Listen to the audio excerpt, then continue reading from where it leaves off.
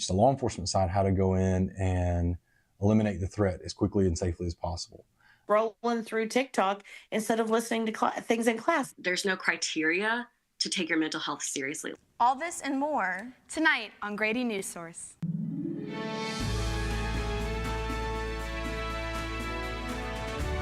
This is Northeast Georgia's only local source for TV news. From the Grady College of Journalism and Mass Communications, this is Grady Newsource.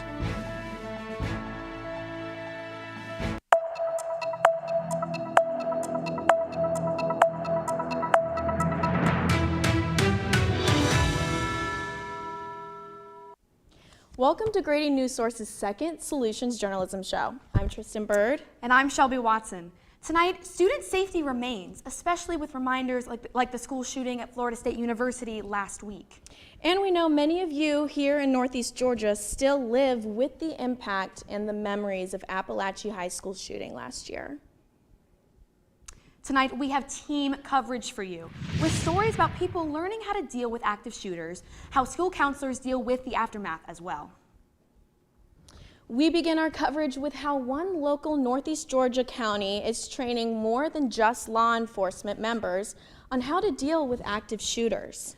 3 minutes is the national median response time for police in active shooter situations. But as Grady Newsource reporter Blake Cavanis explains, for rural counties such as those here in Northeast Georgia, that time may increase. And what happens in the time can be the difference between life and death. 3 minutes doesn't sound long, but when your life's on the line, every second feels like an eternity. It's in that time, Jackson County Sheriff Training Specialist, Lieutenant Boatwright, hopes to teach people how to protect their lives. The community needs to know. They need to be educated on what their responsibilities, their roles are, what they should do in the event of an active shooter or an active attack situation. On March 18th, the Jackson County Sheriff's Office with the Jefferson Church tried a new type of training. So this is the first time that we've done one to this scale. Typically it's 10 to 15 people in a small church setting or a business that we'll go into. The crowd was a combination of families, local law enforcement, fire departments, EMS, and individuals wanting to learn more.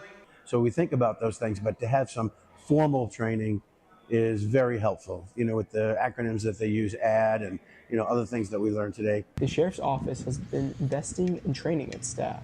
We've probably tripled our training staff here at the agency since January, and so we will do significantly more training in this area than we ever have done before.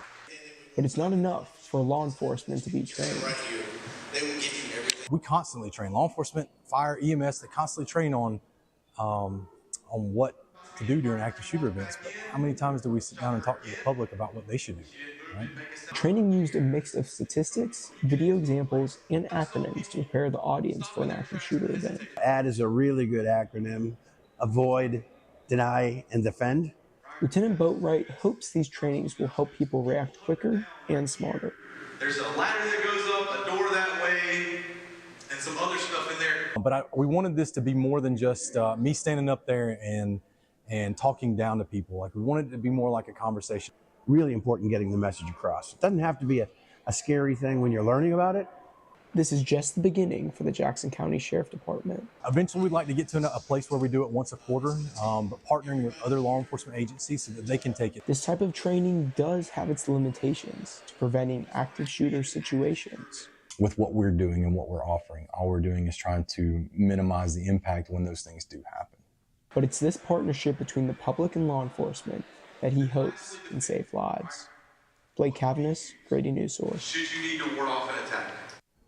Thanks, Blake. Shelby, your hometown of Tallahassee recently experienced an active shooter at Florida State University. It did, Tristan, and as you might imagine, I have lots of friends attending FSU. I spoke with one friend, Piper Greisel, this week. She and her classmates had to barricade their classroom with desks. As tough as that was, she says the aftermath is tough too.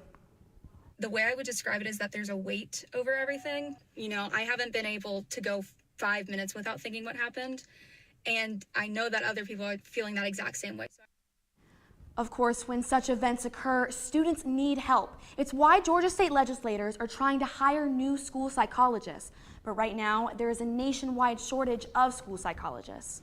This past legislative session, both the House and Senate passed House Bill 81, also known as the Interstate Compact for School Psychologists, to help find and fund more school psychologists. Right now, it waits the governor's signature. Grady Newsource reporter Aaron Pagankoff has the story.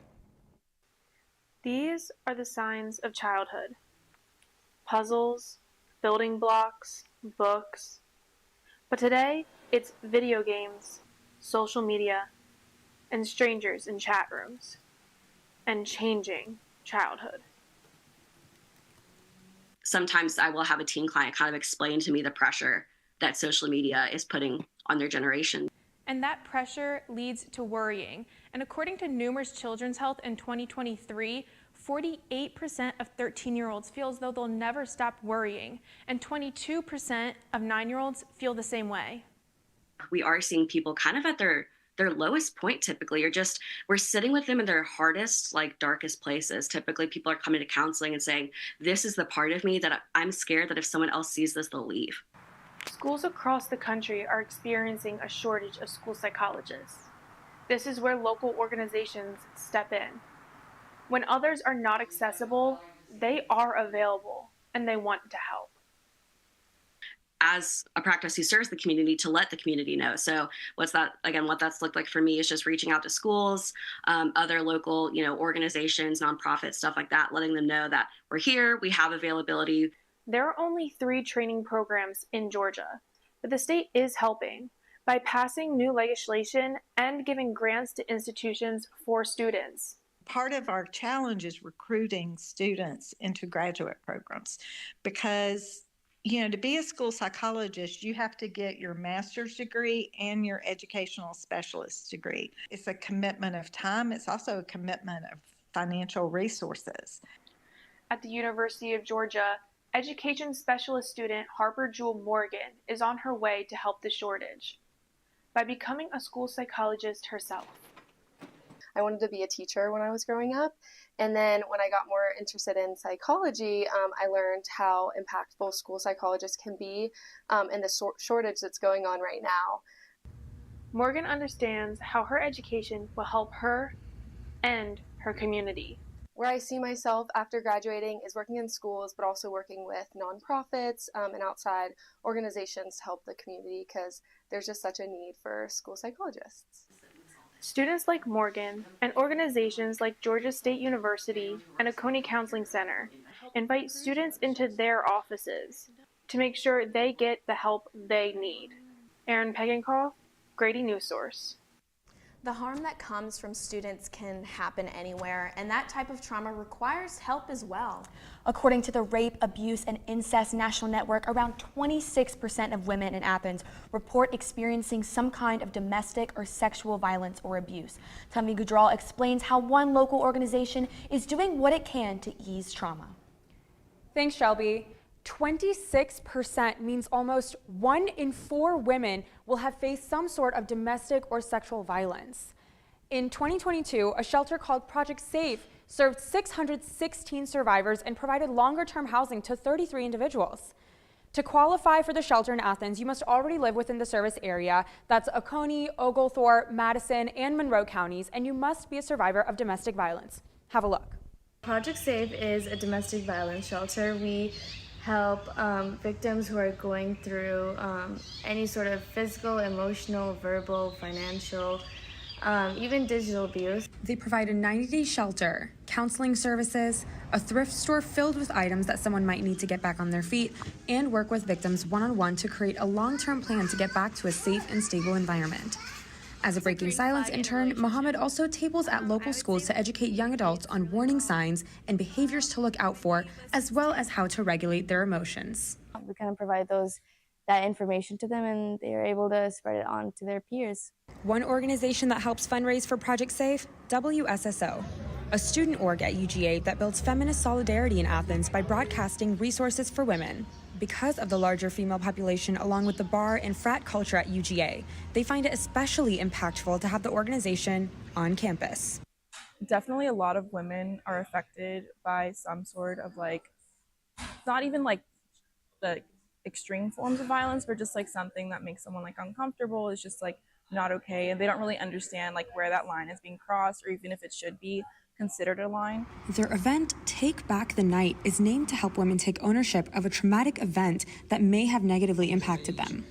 It's a lighthearted event with music, food, and also includes a vigil at North Campus where participants can choose to share their stories. It's a really great way to give young people sort of that like empowerment and sort of like you can take back the night sort of energy. Several organizations like the Reproductive Health Coalition table to educate women and give them free Plan B and contraceptives. The proceeds from Take Back the Night go towards the cottage and Project Safe. Domestic violence is more than just physical, so here are some warning signs that you can look out for. Showing extreme jealousy, insulting or shaming, pressing you to use drugs or alcohol, stopping you from spending time with friends and family, and destroying your belongings. If you see these signs in your partner or in someone else, contact the 24/7 crisis hotline at 877-363-1912. Take note of these signs and stay safe. Back to you guys at the desk. After the break, our own anchor, Shelby Watson, is going to tell us about a bill that could keep your children from using their phones in school. Last week, Brandon met a girl on a dating app. One day after work, he finally found the courage to ask her out. No answer. He started to panic. Was he being too pushy? Maybe it was too... Hey, sorry I didn't respond. I was driving. I would love to go on a date. How does tonight sound? Brandon tried to play it cool, but inside he knew. A girl so smart, so responsible. She must be a keeper. You know, a lot of people say, when you're going somewhere, you don't want to look back. But I beg to differ. For her to see her father celebrate his graduation, it's the best feeling in the world. I can't lie and say it was easy. But sometimes you just have to stop everything and take it in. I looked at everything in a different light. I realized it started with me going back and getting my high school diploma. Welcome back to Grady Newsource's Solutions Journalism Show. All right, class in session, and there may be a new rule made for the kids. Shelby, can you tell us more? Yeah, Tristan, phone usage is a major distraction for students in the classroom and a hindrance to teachers. Here's what the Georgia General Assembly is doing. If they have their phones and they're able to go, I don't know what they're listening to, I don't know what they're watching, I don't know who they're texting, I don't know what kind of, venom is being spewed back and forth, and I cannot say for sure that I'm keeping those children safe. For middle school math teacher Heather Osteen, who teaches at a school in Florida that already has an implemented phone policy, a classroom with smartphones may as well not be a classroom at all. But if they just had full access to a phone, I mean, imagine they'd just sit there and they'd be scrolling through TikTok instead of listening to things in class. It's a problem that's only grown with the increased use of smartphones and social media. With more than half of public school leaders saying cell phones hurt academic performance, it's no surprise almost 8 in 10 schools around the country have policies regarding cell phone use. Now that the Distraction-Free Education Act is on its way to the governor's desk, this bill, having received requisite constitutional majority, is therefore passed. all Georgia public schools will be required to prohibit access to smartphones, smartwatches, tablets, and more from the first bell to the end of the school day, which one Georgia County School Board member says is a welcome standardization. Kind of passing the buck a little bit, but when parents come to us, they can't say, well, Fayette County next door, they don't do it. Despite 72% of high school teachers citing phone use as an issue, the act will only affect middle and elementary school classrooms. Regulating phones for elementary schools may sound out of the ordinary, but educators believe there is good reason to include them. I believe there's a problem with them in elementary school. I did teach elementary school for a while, and we had some incidences where, someone called 911 on the playground, just little things like that that wouldn't happen if phones weren't out. You're training the kids through elementary school. You're also training the mamas. Georgia isn't the first state to pass regulation on students' phone use. In 2023, Florida was the first state to prohibit certain cell phone use in the classroom. Florida's Orange County Public School District's policy went beyond the law by prohibiting phones bell to bell, a move Orange County Public Schools Chief Communications Officer Scott Howitt says made a big impact not just with discipline. And so we saw a significant decline in the discipline data around level 3 and 4s for class disruption and fights. But with socialization as well. Talked to principals who said that they're seeing more engagement, more student engagement with each other and with other adults. Georgia State Representative Scott Hilton sponsored the legislation and says the bill is flexible. We say K through 8, but beyond that, it's up to the locals to design a program that works best for them. And while education leaders in Georgia are not quite sure yet how they will implement the bill's provisions. But yeah, it's going to be interesting. And we have not talked about implementation. I don't know if we'll do something system-wide. Leaders in Florida say they'll be there to help. I think that the beauty of it is that school districts in Florida and Georgia communicate. That's the nice thing. Miami-Dade, for example, that superintendent is a part of a national association of large urban superintendents. So when they get together, they have a lot of similarities, if you will, and so they talk. The bill, which Governor Kemp will have to sign by May 14th, would go into effect for the 2026-2027 school year. Shelby Watson, Grady Newsource. When a bell sounds in schools, it signals the start of a new school day. Legislators in Georgia say too many students are missing that bell. Megan Pastino explains the new Georgia bill designed to keep students struggling with attendance in school. Chronic absenteeism is defined as missing 10% or more of the school year. That's about 18 days. In Georgia, more than 1 in 5 students fall into this category, a jump from just 12% before the pandemic. According to state legislators, the groundwork is being laid to combat this issue. Georgia Senator John J. Kennedy claims that once Senate Bill 123 is signed into law, school systems will be better equipped to understand the root causes of absenteeism, intervene earlier, and build a stronger system for recognizing and addressing warning signs. Senator Kennedy says attendance policies written a decade ago aren't built for today's students, many of whom are battling housing insecurity, mental health challenges, or family responsibilities. The work that I've been doing on chronic absenteeism has really been designed to help leaders, school leaders, work with their school leadership teams to really develop the data systems to understand what is happening in their school. And that's where new legislation could make a real difference. Passed by the Georgia State Senate, Bill 123 is now awaiting the governor's signature. It would require schools with high absentee rates to form attendance review teams. Their focus, intervention, not enforcement. The bill also bans expulsions based solely on absences, a move advocates say could protect vulnerable students. Other states like Connecticut, California, Illinois, and New Mexico have already adopted similar models, and early results are promising. In Connecticut, districts that used early intervention saw a 15% drop in chronic absences. Experts say chronic absenteeism is more than an academic issue. It's a mental health red flag. Students who miss class regularly are 20% less likely to graduate and more likely to experience anxiety, isolation, and depression. Megan, you mentioned some other states have this law, but not all of them? Absolutely, and that's the limitation to bills just like these. With education being handled at such localized levels, each state has unique challenges when it comes to finding personnel and funding to implement them. That being said, the research shows that when this approach is implemented, it has been vastly successful. Thanks, Megan. Speaking of schools, behind every data point is a student with a future.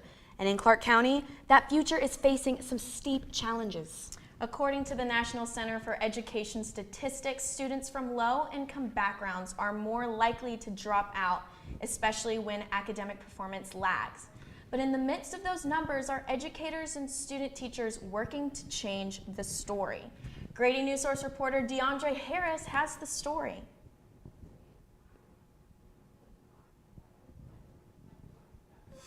At the crossroads between Oconee, I'm standing here at the crossroads of Oconee County and Athens-Clarke County. According to a study done at Stanford University, students from wealthier families typically attend schools with better funding. On the other hand, schools in lower income areas may struggle to provide the same resources. For reference, Athens Clarke County, the average salary, $38,311, but in Oconee County, the median salary is at $115,925. Take a look here. No one wants to be on any list where they're considered not a high performing or the lowest performing. But that's the case for Athens Clarke County schools.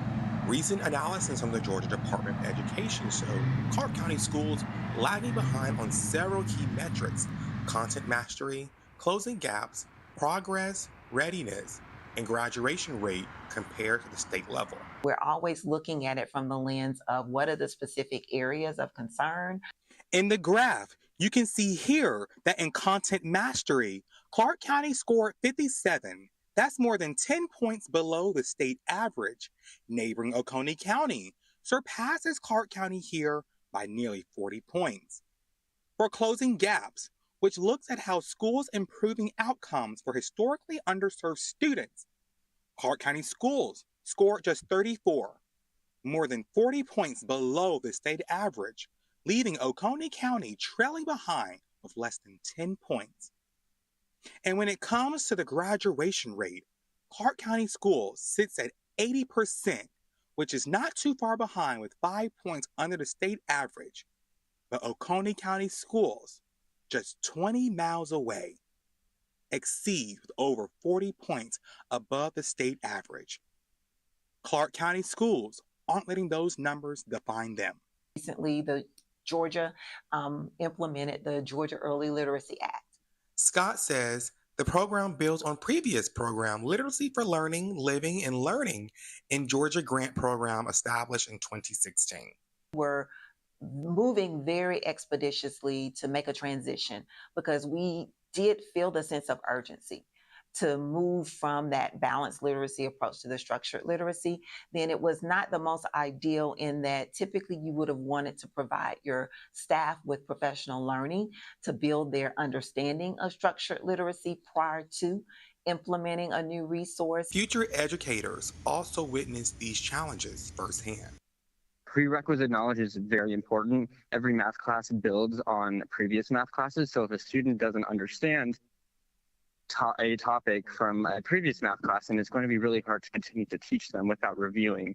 While the numbers show there's work to be done, both educators in training and district leaders say they're committed to helping Clarke County students succeed. I'm DeAndre Harris, reporting for Grady Newsource.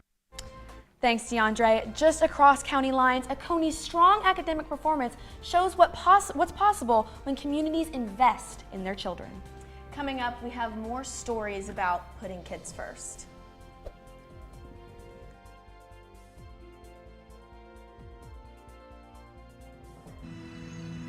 I helped Santiago in many different ways, like all fathers do, because he always wanted to go to college.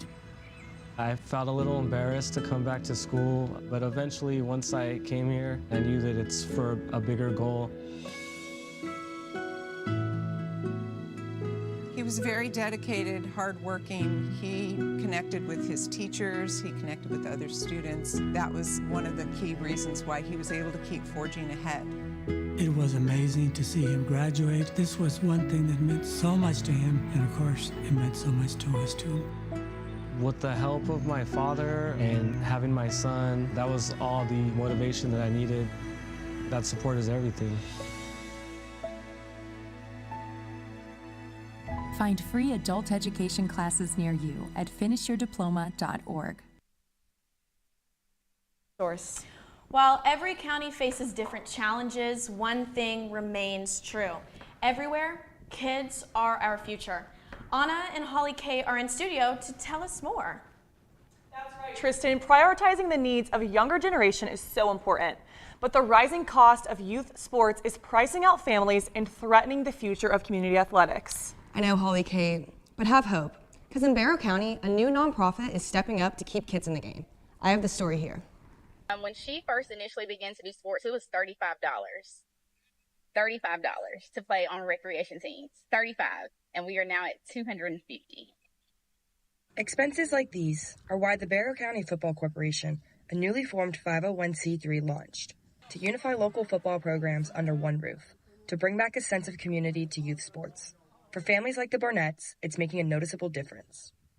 But it's just more communication, it's more involvement, it's more community involvement. You can see what it's supposed to do. It's bridging the gap, So Barnett and many others feel the financial strain. What used to cost $35 now costs $250, and that's before equipment. which he had to go through 2 pair of cleats last year because his feet drastically grew, but they aren't registered as of right now because it's just really, it's a hefty expense.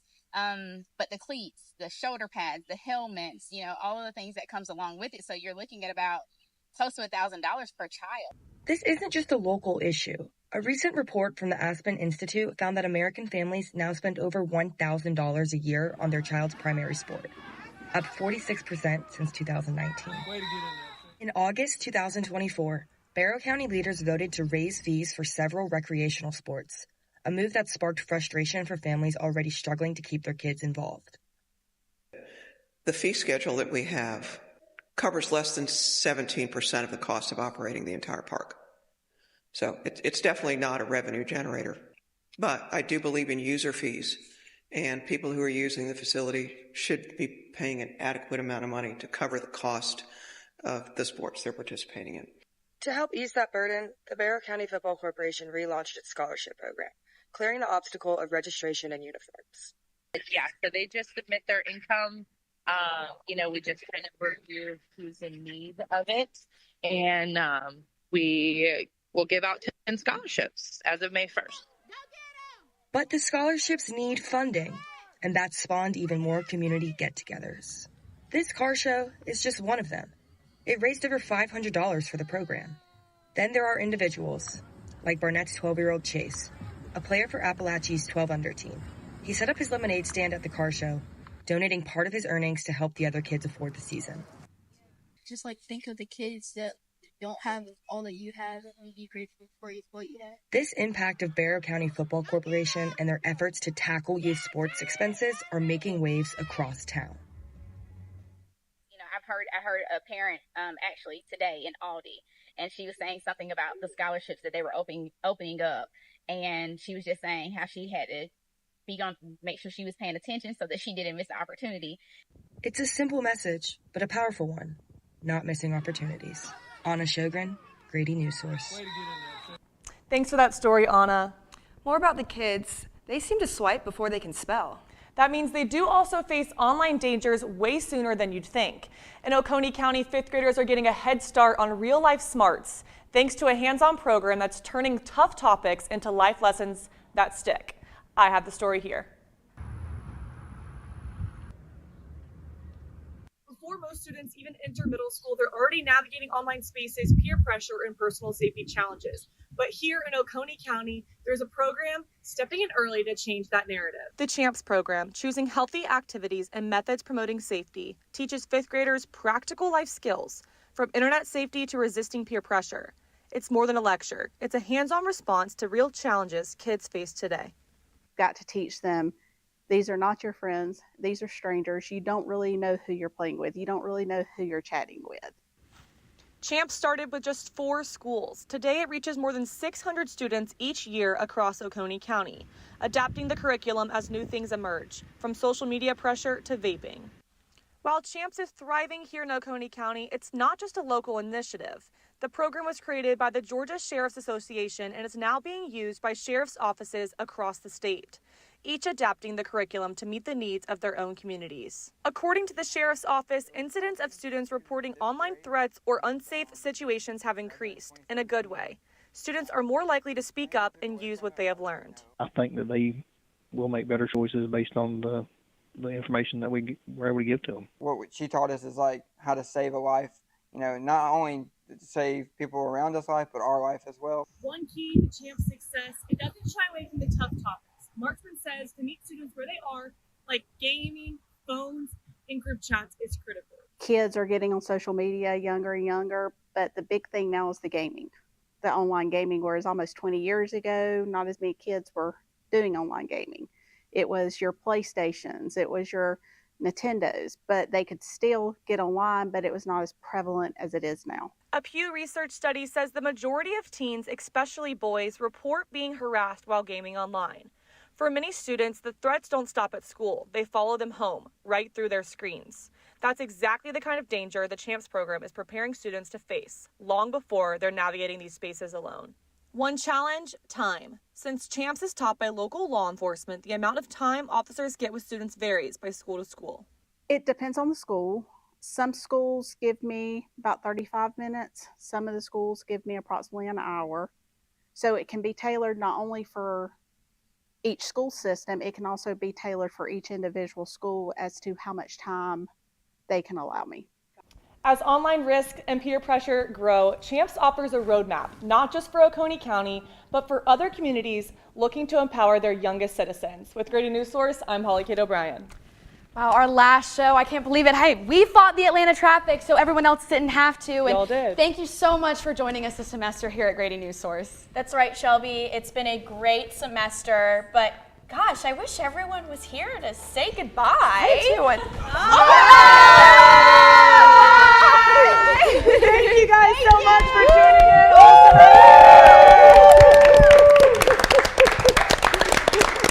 See you next semester. We're not going to see them.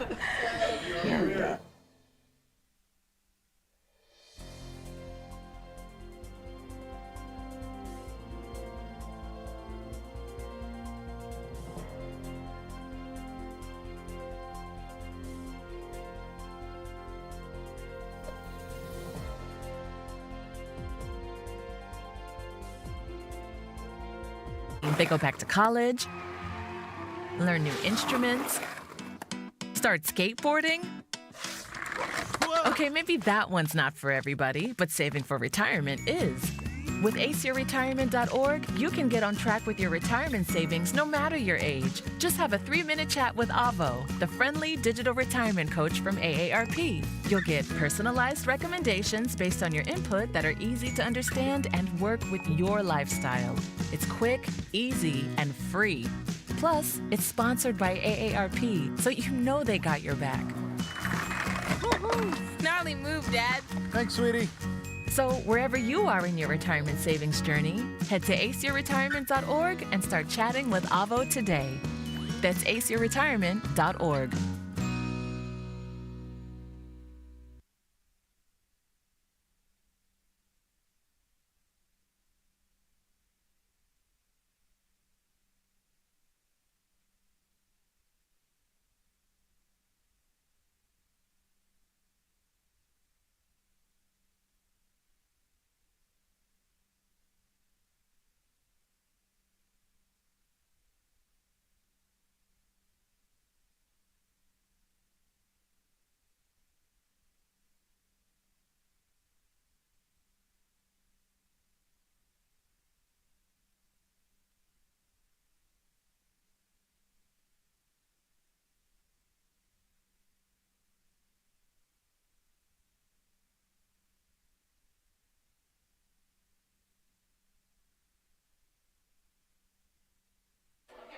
Everybody, thank you for joining us for our last post-show critique. And today, I'm not going to be doing the critique because y'all are probably just tired of hearing from me, as these students are. I do want to say congratulations to all of you. You exceeded my expectations. I know you grumbled that they were kind of high, but you had a wonderful semester, and I'll have more individual stuff to share with you all. But tonight, we have a special treat. For most of you, not all of you, but all of you will learn from this. I know a lot of you wanted Jen Duck to critique your stories too. But tonight she was able to watch this show. I told you about her. She has worked for CNN, she's worked for ABC, she's worked as a local reporter. You name it, she's done it. If she hasn't, she probably can. She's worked as a digital reporter for ABC. She's worked as a producer. She's produced at CNN for Anderson Cooper. So what you're going to hear from her is really important and really valuable, and I promise you, once you go to work somewhere, you're going to want to go and hear people like Jen Duck, and your boss is going to say you can go ahead and go, but pay for it yourself. It's $10,000. So listen up. Thank you. Thank you. And I had to dress my mic because I felt like that's 101, right? We have to hide the cord. So I'm going to hold it down here. But first of all, what you all are doing is amazing. Turning a live show, doing this, I've seen you, I've been watching for a few months now, but going to the Capitol, I know that's no easy feat from here. Going into the community, one of the things that I have to say in covering national and local news, so as a local news reporter and anchor, and then a lot of my career was in national with ABC News, covering the White House, traveling all over the world, and really parachuting into towns. So that trust is so important. It's harder to build when you're not in a community, but when you are in the community, you know it, you also live here, you're invested in it, you have a trust. And if you see, I loved all the data, but when you see the Pew Research polls now, trust in news is not the greatest. Trust in local news is doing really well compared to national. So this is some of the most important things. This is what you're doing with this community news and finding the stories, finding people in the community. It's hard work, but it's noticed and it's really what's gonna make you shine. So I took a few notes on my phone and then I took a few paper notes. But I think the biggest thing that we can go piece by piece here. I'll put my phone down. It's distracting me. I learned that from the show. I also studied that. I know. Oh, had to make a joke.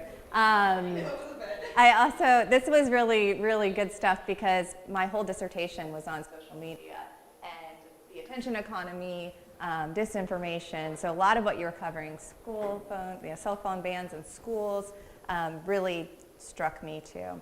So from the beginning of the semester to now, I'm so glad to be here on your final newscast. First of all, congratulations. Give yourselves a hand again because that was awesome. But I will say, as one of your avid viewers, you have come so far. I loved the new graphics package. So fantastic. Fantastic. The transitions were great. It looked so good. And I could hear the excitement in the control room. I was in the control room the whole time. It looked fantastic. Let's see what else. The enthusiasm at the top, the two anchors, yes. You had that chemistry going. The enthusiasm was really great. One thing I would say is just separate yourselves a little. I know. I made him do that. Yeah. Because the camera angle was so weird. Yes. You know what, though? I could tell you guys were good friends, so it was great. It was great. It was really good. But then you can separate too and maybe play with 2 shots. I don't know how many cameras you have, but that's something in the future you could kind of work with, 1 shot, 2 shot. Do some over the shoulders. But really, you guys did fantastic with all of it. And I love the new background too. I noticed that. So that was first thing. And I always think of the open and the first 15 seconds. Think about when you're watching social media. How long before you go to the next clip? Yeah, it's different on each one, but yeah, YouTube's 8 seconds. TikTok, how long? It's 3, yeah, average. So a lot of people, it's 1. So this is kind of when you're welcoming someone into your front door, those first, that curb appeal, everything you're doing, you got to remember that. So changing the graphics was really good. Show open, same thing, separating and kind of jazzing that up a little would be good. Taking a 1 shot and a 2 shot, it just gives it more movement. But I love that you were standing. I think, you tried something new there too. The past few newscasts I had watched, you were sitting at the anchor desk, which is very common. But I like that movement because I think that, our attention spans are shorter and it's what we want. In terms of packages, so the first package, first of all, the topics, again, really, really good. You all did such a good job. These are topics people are going to care about in the community. These are topics you care about. You're hitting your target demographic. And what do I mean by that, the target demographic? The community, your viewers, right? And who are your viewers for this newscast? Do you guys know? Northeast Georgia. So you're telling their stories, and that's what's most important, and you're doing that the whole time. So the active shooter preparedness, that package was really good. You had great voices, great topic. Audio levels, just the track. So as you're tracking the package, bring that up. It was a little hard to tell the difference there, but that's an easy fix. And this also just comes with listening and hearing. How many of you wear headphones when you're editing? Okay. That's good. So when you're wearing headphones, you can really tell. I know sometimes we think, oh, our computer audio is going to tell us, but always wear those headphones because you can really tell. And how many of you see the meter when you're watching the audio levels? And that comes with time too, but really trust that meter. Even if you think it sounds better one way, that meter is going to be your best friend when you're doing your audio. This is a good note, and I noticed it first. So my dad, this is like a whole nother story, but my dad was my high school principal. And I know, my parents are both teachers. He was my high school principal, and he was interviewed on the local news, and I lived in a very rural area, so like the news station's an hour from where we grew up, and there was something that happened at our school. I don't even remember why he was interviewed. And he was in a chair and he was bouncing back and forth. And I remember I was like, oh, Dad, you needed a sturdy back chair. And I noticed that in a few packages. So just make sure when you're framing up interviews and you're talking to someone, if you can grab a chair that doesn't have wheels or doesn't roll around or doesn't bounce back and forth, it just helps like them frame up better, and it kind of makes you focus on the words and the story. So the package itself was really good. The topic was great. I thought that was a great lead as well. And then straight into Florida State and finding someone from Florida State. That was really, really impactful, really timely. And you pegged that national story to the local story. And I know with Appalachia, and you brought that up, I know the documentary you all have done, that was really good because you brought it back. And a lot of times what you're doing in community news or in local news or any news is you're taking a national story and trying to hit the target demographic again, right? And you knew someone that was really good. The one thing I would say on that is just if you could ask her to be maybe in a room instead of her car. Social media, that would have been like definitely normal to see someone in their car talking. But for the package itself, just a little note there. Second package, who did the second package? It was really good, psychologist, mental health. When you started on the toys and you said these are the signs of childhood, fantastic. So that is exactly what you want to do. You want to write your scripts to the visuals. And this is like, it's hard because, you know, as you're writing things, as you're writing a news story that's not on TV, you're not thinking of those visuals all the time. But when you see, or you're writing something, sometimes it comes either way. You're writing something and you're like, ooh, this would be something good to film. And I don't know, which way did you do it? Did you see that first and think, I'm gonna write to that, or? I filmed it first, and initially I had a different opening, and then I know I wanted to use like At first I wanted to use that, and then we changed away from it because Kentra was like, oh, we didn't know if we had that video, and then when we circled back, we were able to use it. So I had the video, and then I was able to write to it, and I only had the like children's book stuff, and then Monday night I got like the social media and video stuff. Yeah, that's fantastic, and that's exactly how this is done. And sometimes you have to do those pickup shots, so they're called pickup shots, where you go back and shoot more B-roll, or something comes to you, like often late at night when you're on deadline and you don't have a lot of time, but something comes to you like, oh, that'd be a great sentence to put at the top. How can I show that?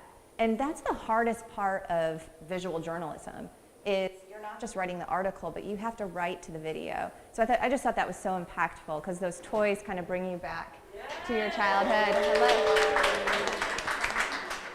Live from the field. We're back. But you did a great job with that. The data was fantastic. And through all these packages, through the show, your data visualizations, those are so important. And it really told this story. I think all the stories you chose to do, by the way, were hard stories because they involved children. They involved, when we talked about sexual assault, it's hard to tell those stories with people who are involved, children, or hard with anyone under 18 to interview. But you did a really good job. And it doesn't mean you shouldn't tell the story. I think some people would say, oh, you don't have someone to interview, you don't have a child to interview, you shouldn't do that story. This story is so important and you needed to tell it. So you did a great job with that. Just a few little video notes. The empty chairs in the office, it's hard, again, to tell this story, but try to find something with a little more movement. But that's such a minor note and, again, an easy fix. Maybe a few more parents, too, who would want to weigh on it, to give that the more human impact. But it was a fantastic job. Great second story, too. Great. The order of the show, the rundown was fantastic. The third package on sexual assault, great job with that. I loved seeing you with that graphic, 1 in 4 women. And this is something that I actually did at CNN with Anderson Cooper. This was in 2016, we did a 1-hour special on suicide. So it was called Finding Hope, America's Suicide Crisis. And we tried to like break the stigma. And this is before people were talking about mental health, before we did sexual assault as well, before people were talking about it. And we got pushed back so hard. Like, you can't say this on TV, you can't talk about mental health. Look what's happened, 10 years later. And we did a similar thing with that data. 1 in 4, I think it was 1 in 4 at that time, were suffering with mental health issues. And it was on international TV, same setup. So that should tell you something. You did it exactly right. It was so impactful. We ended up on social media then putting hashtag 1 in 4, and then we partnered with a few mental health organizations, the Suicide Lifeline. So you could take this and really get to those organizations, tag them on social media. You still can, since this just aired. But think about multi-platform in that way. But we made a movement, and it was, again, we had pushback for 5 years saying, you're not gonna do this story, you're not gonna do this story. And finally, I had it like all in a Google Doc ready to go. And it meant a lot to both Anderson and I, because we had relatives who had died by suicide, and we knew we needed to talk about it. And this is something my family didn't even talk about. So it was really important for us. And that hashtag that we did 1 in 4, the mental health organizations, so same with sexual assault, you could do the same, pairing up with them to really spread awareness and to let people know, like, we're breaking the stigma. You're not alone, this happens, and this is where there's help and resources. I loved that you said there's a place on campus for this. And why was that important? Because of the frat culture and the bar culture here, and so many women who go to UGA have had unfortunate experiences in those settings. Mm-hmm. Exactly. And we don't want to talk about it, right? Like, it's, you don't know where to go. And when you said that, it exactly like hit me on the head. I didn't go here, but like I went to a big frat culture university as well. And we, again, like this is a while ago, we did not talk about anything. So times have changed because we're telling these stories too. So fantastic job with that. Warning signs were also great at the end. And the campus B-roll, I mean, you did a really good job with all of it, so great job with that story.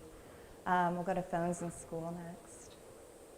Great. This is one of my favorite topics. I think it is a really hard story to tell, and you did great with it. You localized it very well, but then you also took like that big view, what's happening in Florida. And why was that important?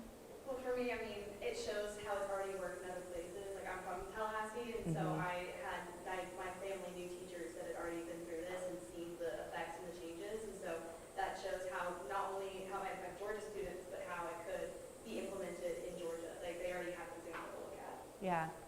And you're going through it right now, right? Like, it was really good to bring in that perspective, and you brought in all the politics well. I could tell you were studying your politics all semester, and data again. And it's hard to tell political stories. I mean, this is someone like, I've covered politics my whole life. I teach a State House class. It is hard, and you humanized it, and that's exactly what you need to do. And I will say this is a mistake I had kind of early in my career when I was covering Congress and the White House. Is it was like data and no people, and it was very much like White House briefing, congressman, talking head.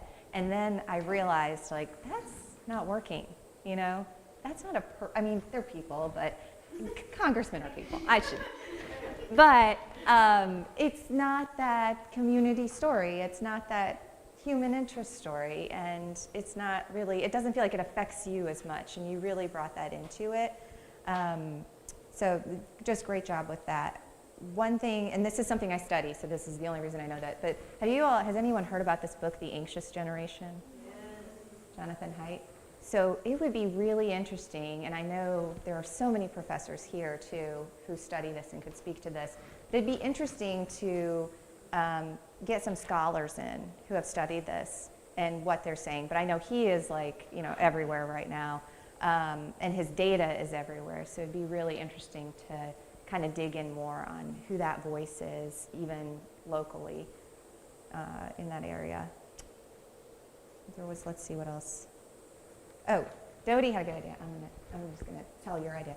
They were talking in the control room the whole time about this, and it was like the most fascinating conversation. So I'm watching the package and I'm listening to everyone. You could have done a round table after that, and I'm stealing that. That's not my idea. But it'd be great, just another interactive on-set moment, and that's how you would get Gen Z voices in there. I mean, you all grew up, when I was in high school, we didn't have cell phones, like we weren't carrying them in our pockets. I get out my walker and tell you about that. But it's really like you are the generation that's grown up with the phone. I'd love to hear from you. What do you think? And I know there's big opinions because I was hearing them. It was great. So just some more movement on set, and I know that would cut into time, but something to think about. Absent in school, Megan? Yes, very good job. You were at the desk, and I loved that. I love bringing in people. You did a lot more with movement in general in the show. But when they tossed to you, just wanted you to say a little bit, tee up the package. Very, very minor note. You did a great job with the whole package. Sorry, there was nowhere to clip my microphone, so I'm just dancing with it right now. The whiteboard stand-up was probably one of my favorite things. And I've been seeing this. How many of you has anyone seen social media clips with whiteboards? Yeah. And it's right there. Did you draw that? Yeah. Oh my gosh. That's amazing. It's incredible. No, but I love that. How many of you would have thought to use a whiteboard to just kind of bring into the story? It was great. And I think you could chunk that out and make it on social media. Bring it to social media, make some new clips with it, and really lead people to the full newscast. And that's the whole point of social media, what you want to do. So our attention spans are so short. If you can isolate some of the stuff, create a little bit of new content, put it on social media, and then drive people to say, now for more, go see Grady Newsource, and they watch the whole show, you're really going to get that attention there. Looking at my time here. You did a great job with the B-roll as well, so the swings. I know this, again, you guys chose really hard stories to tell on video, but you saw the swings going in the background, just empty swings. What else did you do here? Graphics, again, really, really good. Whiteboard I loved. We'll go on to the live shot. Are they back? There you are. Awesome. Awesome job. You handled it so well. That's going to happen all the time. I remember one of my first live shots. I was on this road called the Grapevine, and it goes from the Central Valley in California to LA. And it came to me live, and I didn't know, and I was like deer in headlights. And I was just like, And you handled it. You all handled it very, very well. You paused. You kept going. And that's one of the hardest things. And you can't really teach that. You just have to keep going, and you did that. And then you rolled right into the package. So really good job with that. And you got to just think on your feet. You just keep going. It's hard. It's really hard. But I was really proud of how you handled that. And just know it happens all the time, where your timing is off, where you're kind of wondering what to do next with life. So, and it was a really good story again. Youth sports.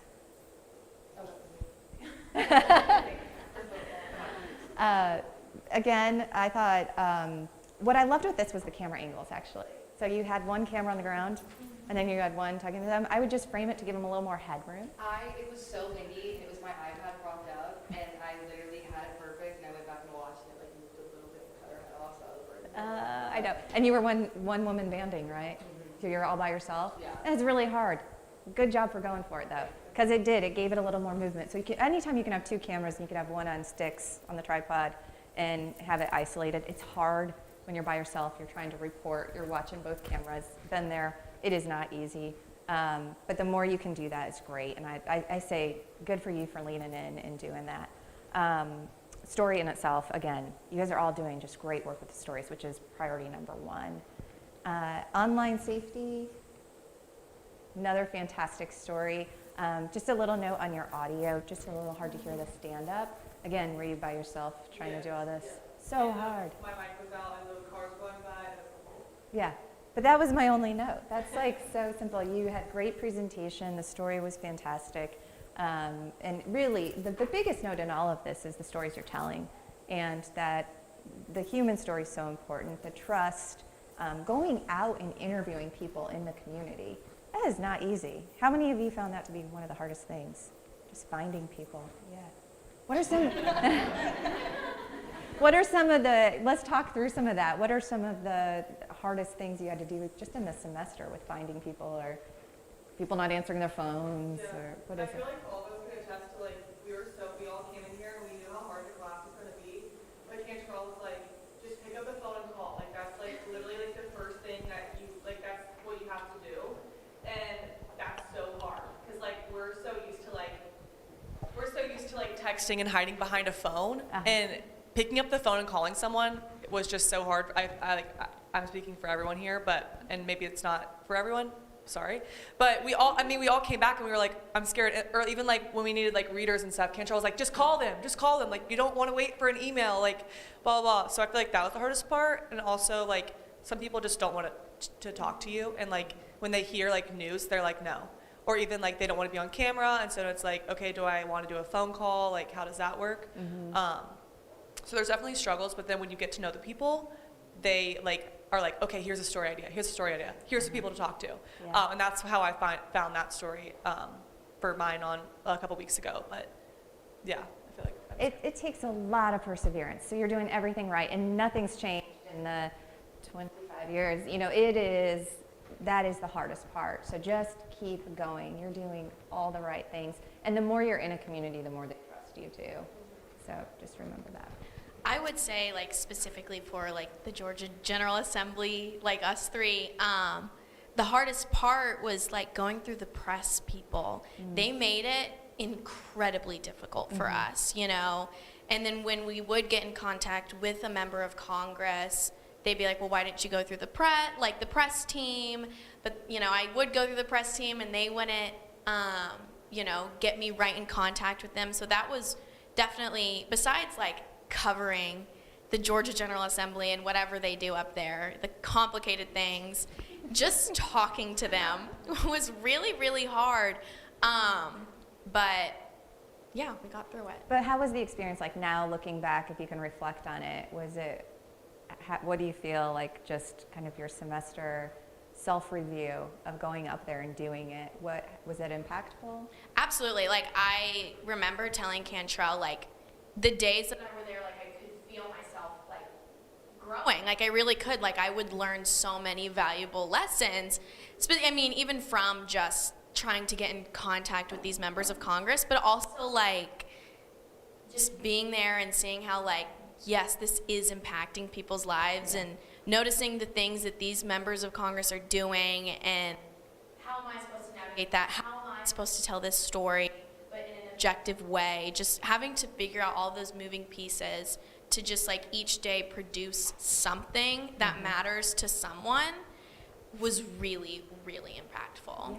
And sorting through all of it. Like, what is the headline here? What is the story I should tell? So you all did a great job with that throughout the semester. And you know, there's a saying, all politics is local. I think you really brought that home, because it is hard to parse out, like, is this important? What do I do with this? What are these big words? I mean, sometimes they make things confusing on purpose too. And it's every state, and it's nationally, it's internationally. So you really did a great job with all of that. I think I'm looking at the time. We have 2 minutes. We could just keep going. Okay. I'll be really quick. We're going to be on YouTube all night. You just said something that, like, I know kind of clicked with us, and what Professor Cantrell had to remind us of a lot is when we're talking to these politicians, they are politicians, and we can't always, not that they're liars, but we can't always, like, take what they say at face value. You know, if they gush to us about how great their bill is, then, you know, we can't like turn around and then make our story a PR piece for that bill. We have to try and find both sides. And like Tristan said, even if we don't necessarily agree with one side or the other, it's really important that both sides get represented. Like, I know this wasn't really with the legislator, but I went and covered a rally down at the City Hall, and I literally ran after a man who'd been like screaming at people, because I was like, what does he have to say? I mean, he's the other side of this. So, but yeah, I think that was trying to find that other piece was really important and good. It helped me grow. Yeah, and this is kind of like a puzzle, right? You're finding all the pieces to make the full story, and you don't want to just have one piece out here. You have to really give the perspective of everyone involved, but you have to parse out what is fact, what is opinion, what should make the cut, because you only have so much time. So it's a great lesson in that. I'll be really quick with mine too, but I think the most unfortunate thing that I faced, I had my story on Monday, but the most unfortunate thing that I faced was meeting with people that spoke better off camera to me, and then when they got in front of the camera, they froze up and just weren't saying what they, and I would even say, I remember you told me before, and they'd be like, oh, I don't know, it was strange. But, and then the other thing was just building that genuine relationship with the source and feeling like it's not just transactional. Yes. That was the other thing that I think I struggled with, but hopefully got better at throughout the semester. Yeah. And it's really hard. When those lights go on, when the camera goes on, most people freeze up. And you have to really, that's why like off camera, if you have the time to kind of get to know them and find some common ground and like just talk to them. Oh, like I see that, you know, picture of your kids, or oh, I have a dog too, you know, like just to kind of make them comfortable before those lights and camera go on. It's really helpful, but a lot of times there is no time, right? So you can kind of feel that out, but their comfort level with you. And sometimes people are just like, oof, when that camera comes on, no. And you do have to pivot. You have to figure out what to do next. So that's part of, unfortunately, it's going to be part of like the whole game that you play here. But you're doing a great job with all of it. I'm going to go after your goodbyes. I'll get my question after. Okay. Wrap it up. Thank you for joining us.